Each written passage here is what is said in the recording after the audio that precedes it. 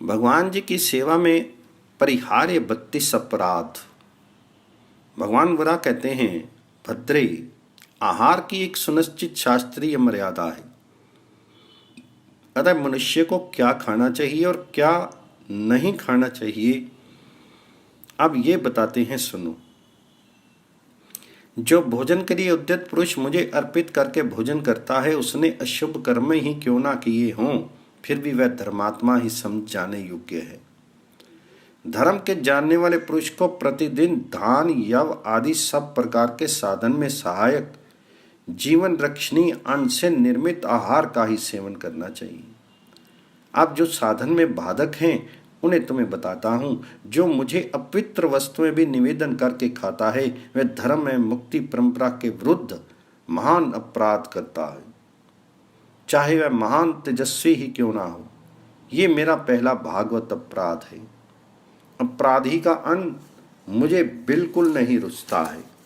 जो दूसरे के अन्न खाकर मेरी सेवा या उपासना करता है, ये दूसरा अपराध है।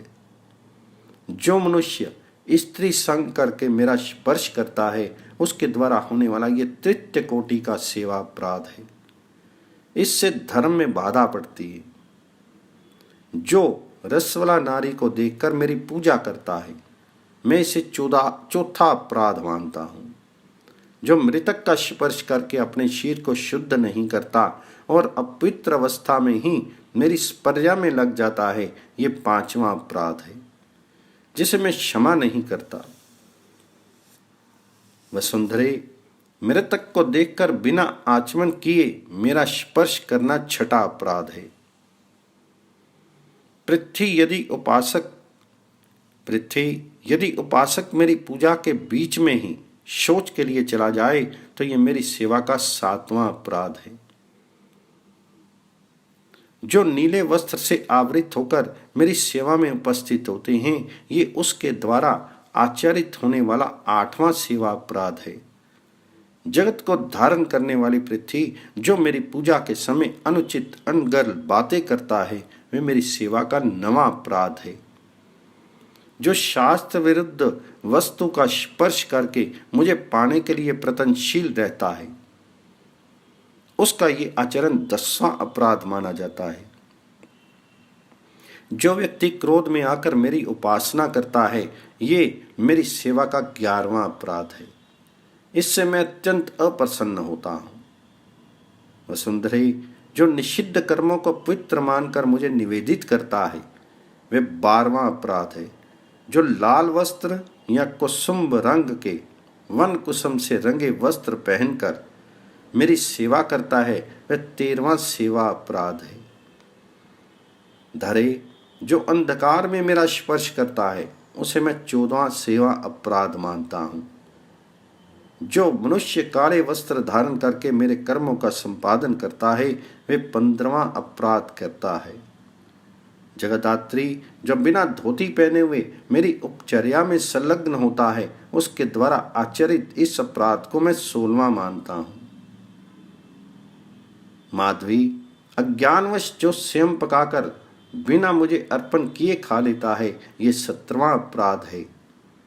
जो अभक्ष्य, भक्षण, मत्स्य मांस करके मेरी शरण में आता है, उसके इस आचरण को मैं 18वां सेवा अपराध मानता हूँ। वसुंधरे, जो जालपाद अर्थात बतख का मांस भक्षण करके मेरे पास आता है, उसका ये कर्म मेरी दृष्टि में 19वां अपराध है।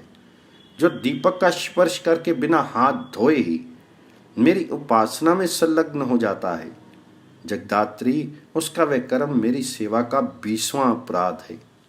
वरानने, जो शमशान भूमि में जाकर बिना शुद्ध हुए मेरी सेवा में उपस्थित हो जाता है, वह मेरी सेवा का 21वां अपराध है। वसुंधरे, 22वां अपराध वह है जो पिन्याक, हींग भक्षण करके मेरी उपासना में उपस्थित होता है। देवी, जो सुअर आदि के मांस को प्राप्त करने का यत्न करता है, उसके इस कार्य को मैं 23वां अपराध मानता हूँ। जो मनुष्य मदिरा पीकर मेरी सेवा में उपस्थित होता है, वसुंधरे, मेरी दृष्टि में ये 24वां अपराध है जो कुसुम्भ कर्मी का शाक खाकर मेरे पास आता है। देवी, वह मेरी सेवा का 25वां अपराध है जो दूसरे के वस्त्र पहनकर मेरी सेवा में उपस्थित होता है, उसके उस कर्म को मैं 26वां अपराध मानता हूँ। वसुंधरे, सेवा अपराधों में 27वां अपराध ये है जो नया अन्न उत्पन्न होने पर उसके द्वारा देवताओं और पितरों का यजन ना करके उसे स्वयं खा लेता है। देवी, जो व्यक्ति जूता पहनकर किसी जलाशय या बावली पर चला जाता है, उसके इस कार्य को मैं 28वां अपराध मानता हूँ। गुण छालनी, शीर में उपटन लगाकर जो बिना स्नान किए मेरे पास चला आता है, वह 29वां सेवा अपराध है। जो पुरुष अजीर्ण से ग्रस्त होकर मेरे पास आता है, उसका ये कार्य मेरी सेवा का 30वां अपराध है।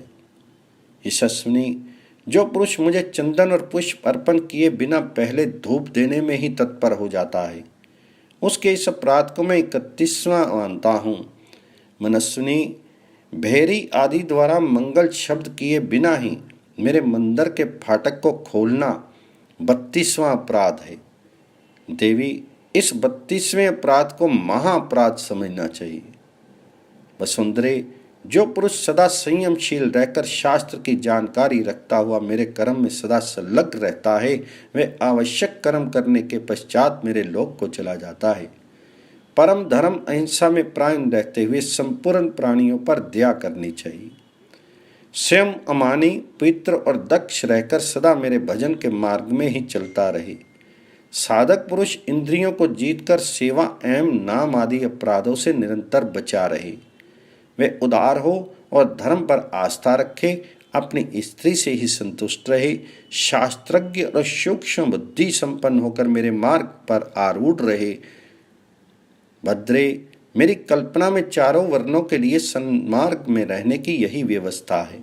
वसुंधरे, जो स्त्री आचार्य में श्रद्धा रखती है, देवताओं की भक्ति करती है, अपने स्वामी के प्रति निष्ठा एवं प्रीति रखती है और संसार में भी उत्तम व्यवहार करती है, वह यदि पति से पहले मेरे लोक में पहुंचती है तो वह अपने स्वामी की प्रतीक्षा करती है। यदि पुरुष मेरा भक्त है और अपनी पत्नी को छोड़कर मेरे धाम में पहले पहुंचता है, वह भी अपनी उस भार्या की प्रतीक्षा करता है।